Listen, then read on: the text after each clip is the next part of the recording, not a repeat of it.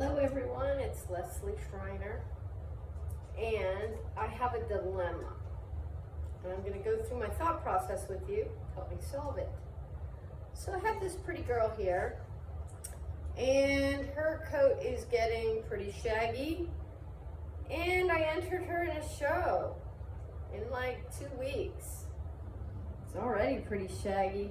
Adding 2 weeks to it, so it's a little touch and go. So this is a good opportunity to talk about the question I get a lot, which is, how long should the hair be? And my answer is, for a show dog, what does this silhouette look like? And some people go, what? That doesn't make any sense. But here's what I'm talking about. This coat's very long. Her hairs are, that's 2.5, 3 inches long. If I try to strip this all down, there might not be anything under it. And I'm really likely to put holes in. So I don't want to just look at the hair and say it's too long without knowing why or what I can do. But looking here in the image of the camera, her silhouette, her outline, if she was backlit and you just saw her outlines, it's not bad. The hair is not interfering with her lines too much. So I'm going to do some things to try to tighten some areas up to help me out. One thing I'm going to look at is this area right here is what grows the very slowest, and actually that looks pretty good. That's had a good amount of time to grow. Right in here, it's okay. It's starting to get a little bushy in a couple of places, obviously around her neck, her shoulders up here, her rear. They're bushier because that hair grows faster, and this hair on the head and the hair on the tail, that's really bushy, and that's because those areas grow the fastest of all.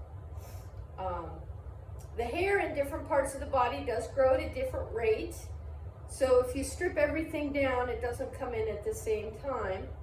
My experience is that from the time that I pluck some hair till the tip of the new hair breaks the skin, I call that when it sprouts. My experience is that most schnauzers, most standard schnauzers for sure, that's 6 weeks. So 6 weeks from now, 6 weeks from pulling that tuft of hair, there will be tiny, tiny little tips of hairs coming out of the skin in that spot. So clearly, if I'm showing in 2 weeks, nothing I take out today will have replenished itself by then.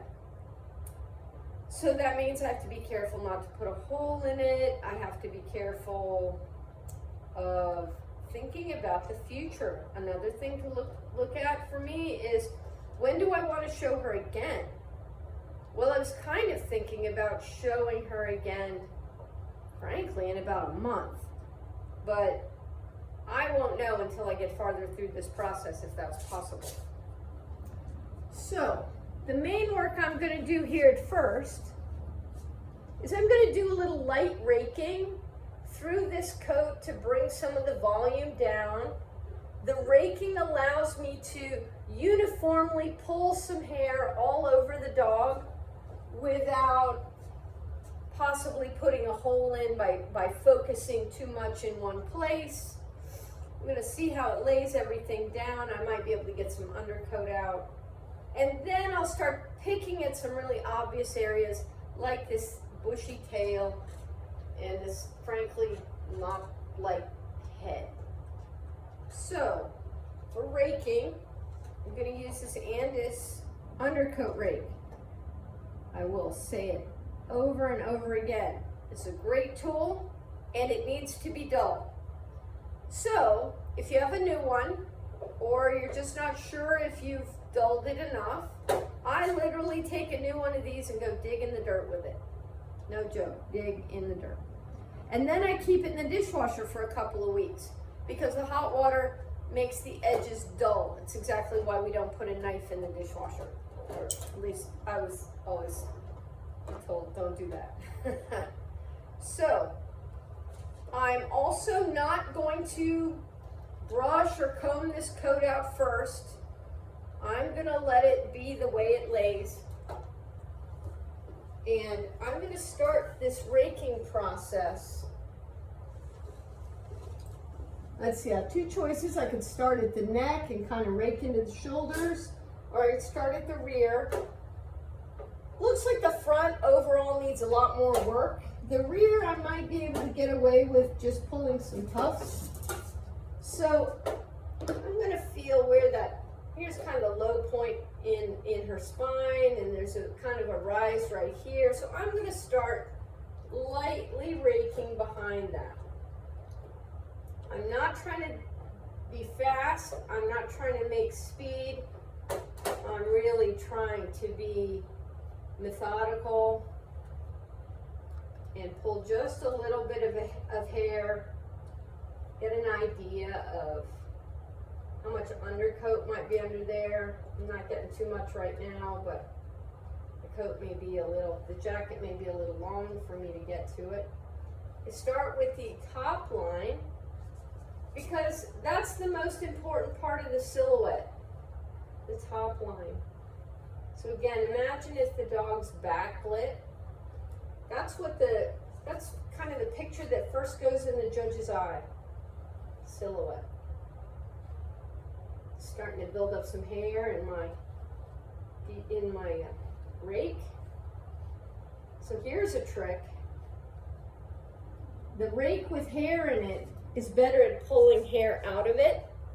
So I don't want to take all the hair out because then it'll make it harder to pull. So I'm going to just take out about half so that the rake isn't full and it can take some more hair, but it's got some hair in it to help pull more hair more easily. I'm not going to rake down into the tail because I want to see the bushiness. That'll help me to pluck that. Okay, so now I've got this section here. Looks a lot nicer to me. It looks flatter. Now I've got a better idea of what on the rear is going to be need to be removed, because this lower part still lays pretty flat, pretty flush. Now I've got the top line flat, and that just leaves some bushiness in the transition area. So, cool, now I know that. Now I'm going to do the section around where that little bit of a dip, all dogs have a little bit of a dip right here in their spine. That's normal, that's not a fault. Sometimes the way they're put together can make it bigger or exacerbate it, and that may be part of a fault or part of something that you see in the silhouette or the movement that you don't like. But the indentation right there on its own is not a fault. It is normal and natural. All right, so slowly, gently. Notice I'm taking long strokes. That's to help me keep from breaking the coat. Keep getting rid of some excess. If I were to do this fast, rake, rake, rake, dig in, rake. That's how we break the coat with the rake. Yes, the rake can definitely break the coat, but used properly, it's a very good tool for transitioning into rolling the coat. Because like I said, it pulls hair very uniformly in all of the areas that I'm raking. And that's what I want right now. All right, that's starting to get less resistance. That's how I know that I'm probably getting to diminishing returns in that area. Good girl. All right, now I'm going to do the neck lightly but firmly.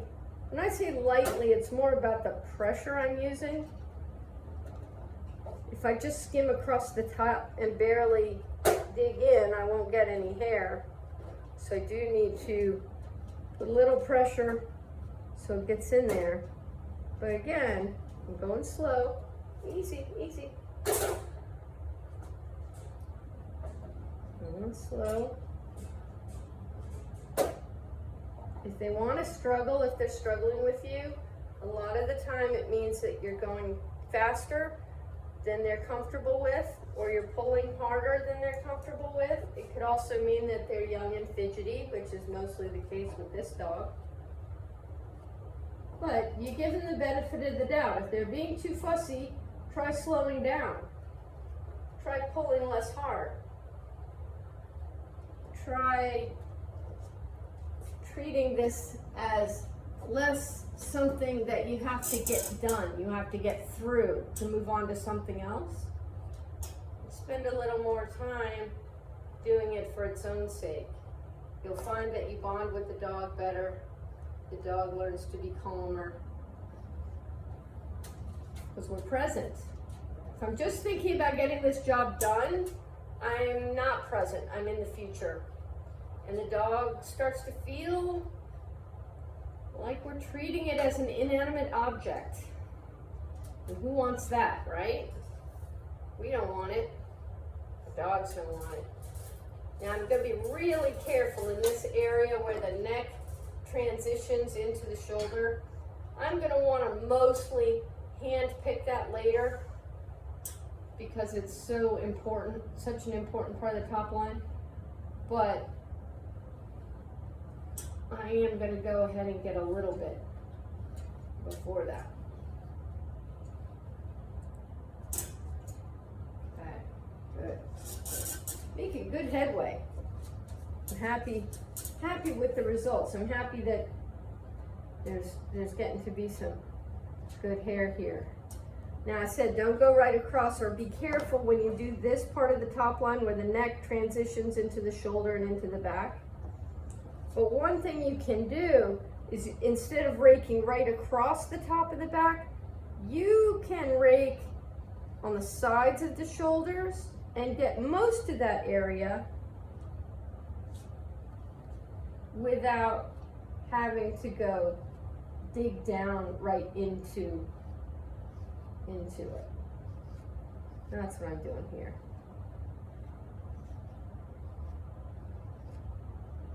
All right, gotten the top line pretty well.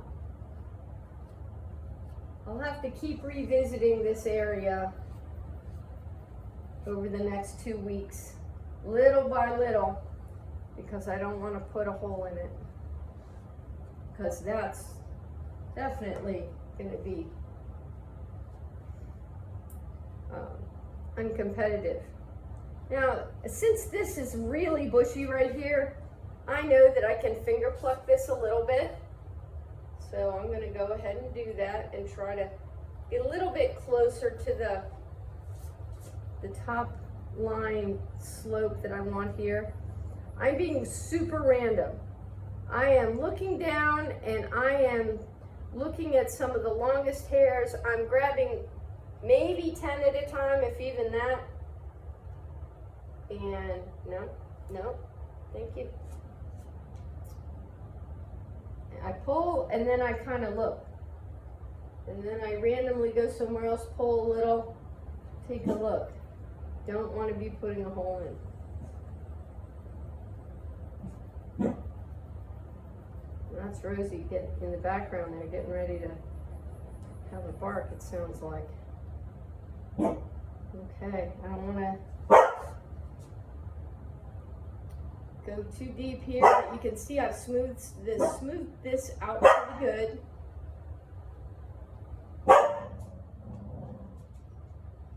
So that's good for now. I'll obviously have to do more work, but I don't want to obsess on that area too much yet. Okay. All right, so I think I've got a pretty good idea that I'm going to be able to, pick at this, smooth it down, rake it down, in order to be able to show her in a couple of weeks. I don't know about a month, We'll have to see. Because also, like I said, it takes 6 weeks for the new coat to sprout. So everything that comes out today, everything that I've pulled out of this rake, everything I've plucked with my fingers, none of that hair will have grown back in at all in a month from now either. So when that next goal that I have to show, it may or may not be possible. The farther we go in the future, the better chance I have of being able to show her, as long as I don't do something crazy with the coat to try to get ready for 2 weeks from now. Because we gotta think about timing. And what we do now affects us for 3 months. What we do to the coat now affects the coat for 3 months at least. Good. Now when I first got her into coat, I made some layers. I'm starting to see the benefit of that now. I'm starting to see that I'm pulling some longer stuff, and there is some shorter hair with color underneath still. So I'm really appreciating that. Now, unless I ultimately decide to pull all of this out, I do want to rake the sides, even though they're a pretty good length right now. They're a little long, but I want some hair to be growing in. It takes the longest right here. So I want to make sure I go ahead and rake and get some coat started coming in for a future layer. So if I have to do some problem solving in a couple of months, I'll have done myself a favor and gotten a layer started that should be a good length in, if it sprouts in 6 weeks, it should be a good length in 10 or so, 10 to 12, 14. Just got a nice hard coat. It stays hard for a long distance on the hair shaft. So that means it can grow longer without having to have an intervention, or i.e. having it all pulled down. Okay, so I'm gonna do, after I get off the video, I'm gonna do the other side the same way. But let's talk about some of the picking now that we gotta do. There's just this there's like a little stripe right here. I think you can see it. Let me move a little closer. A little stripe right here where the hair is a little puffy. Now I can use either a stripping stone, this is a metal one, but it can be stone, or I can use a stripping knife if my technique is good and I don't twist my hand or twist the knife, because that'll break the hair. And I have another one, and you can see the teeth are farther apart on this one, a coarse one. That allows me to take a little less hair at a time, which when I'm picking, that might be a good call. So, for this little ledge right here of a little bit longer hair, I'm going to use the one that's got a little more space between the teeth, so that if I leave some hair, that's good in this circumstance. Every circumstance is a little different. There is no one answer for every situation with every coat. Depends on length, depends on texture, it depends on how long you've been growing it out, it depends on how much time you have until it comes back in. There's a lot of factors. So I'm just picking lightly at the very ends. I'm not digging in. I don't want to pull big tufts out. That's how I'll put a hole in it. I just want to get the longest, pull a little bit on the longest stuff. No, thank you. Pull a little bit on the longest stuff, so I've got a better transition between what I flattened out up here and what's here. No, thank you. No, thank you.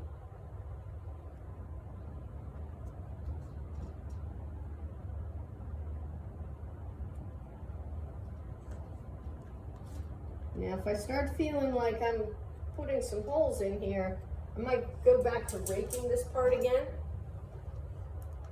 Oh, you're very dancy today. I would rather be playing in the yard right now. So to smooth this out a little bit now, I'm going to go ahead and lightly rake it. And I'm holding her skin a little bit on the off side so that the rake doesn't just pull the skin. And also that gives me a little bit of control over her since she's being a little fussy right now. Good girl.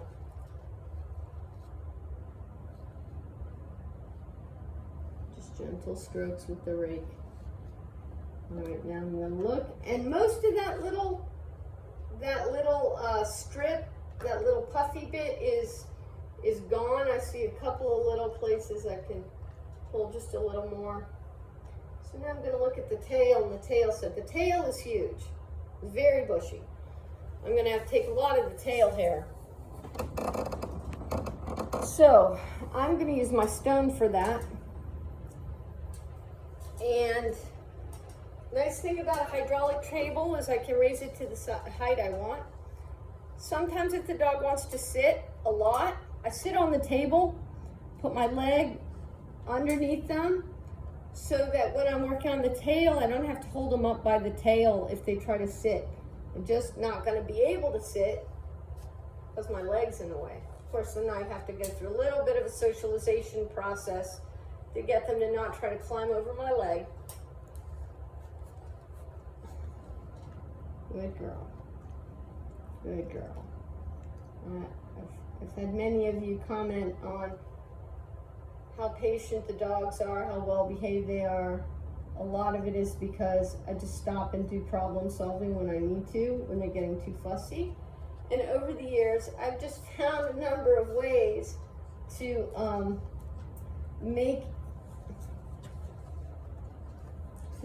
create the circumstance that I want so that I can praise them for what I want instead of scolding for what I don't, unless I have to.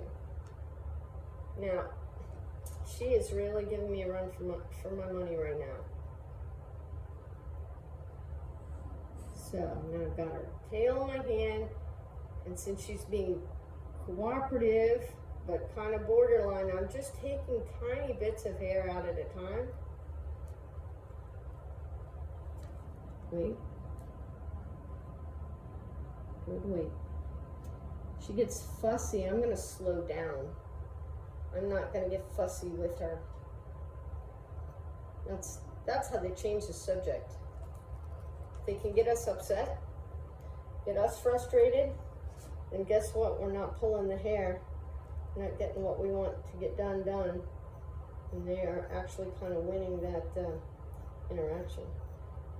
Just lightly plucking with the edge or the corner of the stone and my thumb. Again, so it's not pulling too much at a time, not giving her too much of a reason to complain, so that I can just recognize that she's being fussy. I'm being careful so she doesn't have any particular discomfort. She just doesn't really want the restraint, and life's like that, huh? We all want to be in control some of the time. Alright, so picking at this tail. Again, what I'm doing is basically what I would teach a beginner to do, which is I'm close to finger plucking, which would be where I just use my pincher grip to pull a few hairs at a time or a tuft at a time. The next step up from that is when we use a stone, then we don't have to grip quite as hard. We can be a little more precise sometimes, or get a little bit more hair at a time. But still the same process, which is I'm looking at the tip of the hair, I'm looking at exactly the hairs I'm going to grab before I grab them.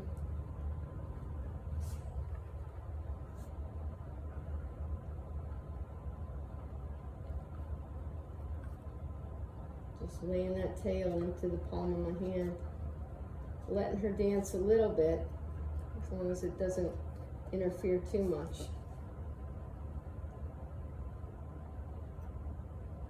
Good Good girl. Thank you. Good girl. All right, so now I got a little bit of this fuzziness off this side of the tail. I want to take it all off because in 2 weeks it won't have grown back in. And if I pull it all out at one time, it'll all grow back in at one time, and it will just reproduce this problem in the future. So, since I've got 2 weeks, I don't need to pull it all out now. I can pull some out, and even if it's still too shaggy, I can address that some more in a couple of weeks. And I'm going to clear up this area that's the intersection of the rear and the tail. I'm not trying to be perfect today. I'm just, really just trying to see if there's any hope. Right now, I'm hoping that I can pull some of this hair out at the base of the tail and at the rear without putting a hole in. So I'm literally pulling 5-10 hairs at a time, only from the very tip of the hair, so I don't put a hole in.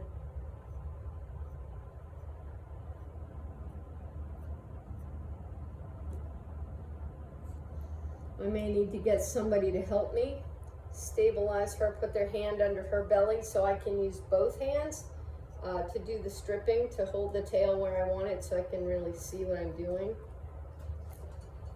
in terms of exactly which hairs here I want to pull out.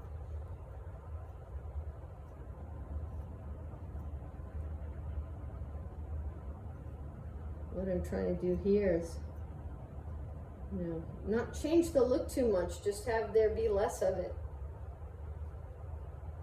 And see, I keep putting the tail back up where I want it to be, where I want it to, where it'll be when she's being shown, either because she'll be holding it up or I might be a little bit so the judge can see the right angle.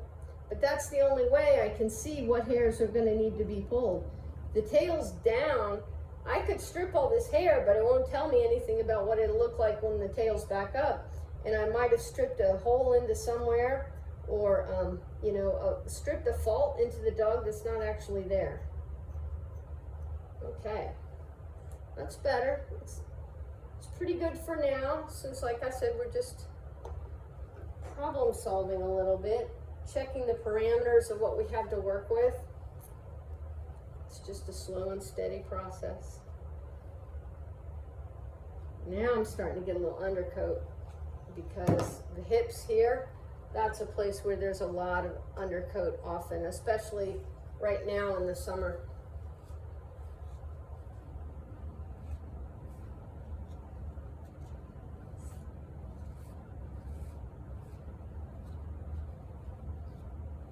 If you listen as you're raking, you can hear if you're starting to pull break coat. There's kind of literally a ripping sound. There's a lot of grooming that is not sight oriented. It's hearing, it's sound, well, obviously hearing, sound, touch. Touch is a big one.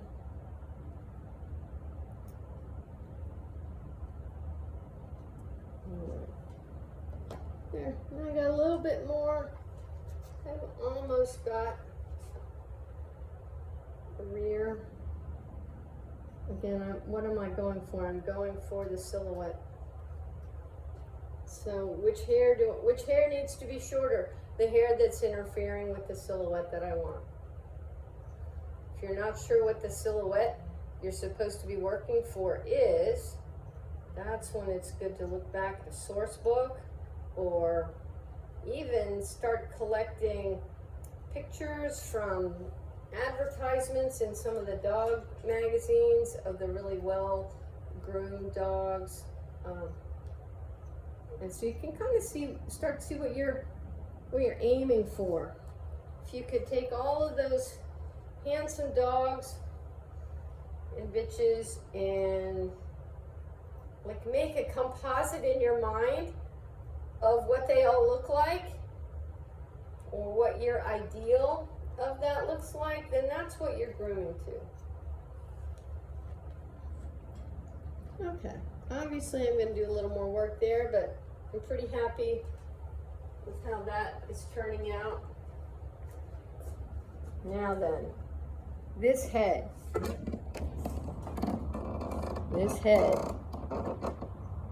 is a mop, and there's not much of a layer underneath it, which is unfortunate. And what that tells me is I got out of my habit, and the habit that I always tell beginners, which is just to work the head every 2 weeks. Even if it's just set a timer for 5 minutes, 10 minutes, just do a little work on the head every 2 weeks, and you'll never have to worry about if there's going to be hair underneath when you pull it down. Unfortunately, I did not take my advice. So I'm going to have to be very careful, and I may just have to accept that she may have some holes in her head when I'm done, or that it's very, very short. Now, one saving grace, again, I'm using the rake to uniformly pull coat. One saving grace is that the hair on the head grows extra fast. So that 6-week rule about when the hair sprouts, it's a little sooner than that on the head. So even though that won't help me for the shows in 2 weeks, I might be able to have a nice headpiece in a month. Maybe there's a little bit of coat coming in. Maybe I raked this less than a month ago the last time.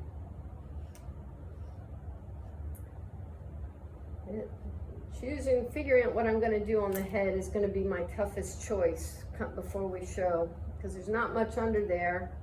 It's really too long, and in this case I know it's too long because it's changing the shape of the skull, the appearance of the skull. So it's making it look wide, it's making it look domey, it's changing how the planes look. Hair on her head's like 1.25 inches. It's really too long. But for now, I don't want to commit to anything I can't work with later. So I am just going to keep raking. Now I'm going to rake from the head into the neck a little bit more. See what that starts to look like. I can lift the hair up and look underneath, down at the skin, and see if there's a layer. Well, it's a little bit of shorter hair coming in. So if I took this longer coat off, I might not be down to undercoat. I might have a little bit to work with, but it's going to be a pretty stark transition if I have to take a lot off her front, but I didn't have to take a lot off the rear.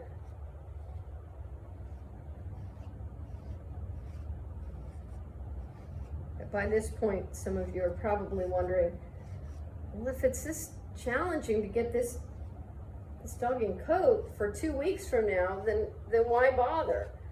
And that's a very good question.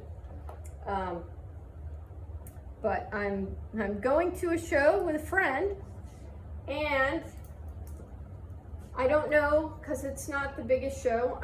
I don't know if there's going to be enough competition for there to be points. So I'm bringing 2 bitches. I had not planned on bringing this one necessarily because her coat was, I knew her coat was getting long and shaggy. But the other one that I was hoping to bring was not able to come. So that meant this one had to be the second. I don't mind showing multiple dogs to a judge as long as they're nice dogs and they're in good condition, so that I'm still giving the judge a choice. And I want the judge to look at, if I bring multiple dogs, I want the judge to be able to look at all of them and feel happy that I brought all of them. I find that that's respectful.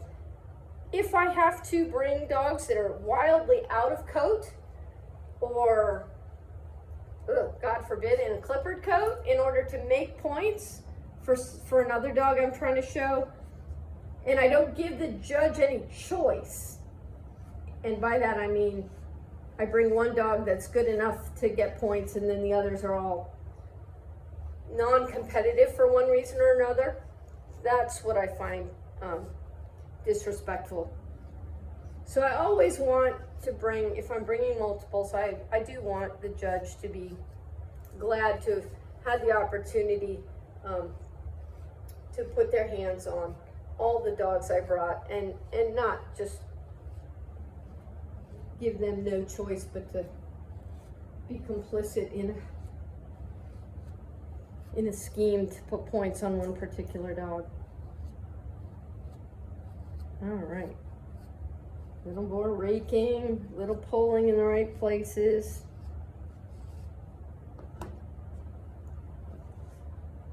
So I can see I've got some bushiness here that I'll probably want to pick by hand before I do this middle part of the top line. This section of the top line right here, this is the most delicate, and it's absolutely the last part I will do. I will do everything around it to make it really obvious which hairs are the ones that I'm going to want to pull, because it may look like it's certain hairs now, but once I tighten up what's around it, that may change, and I may find that I've put myself in a bad situation that I can't get out of. I've done that so many times over the years.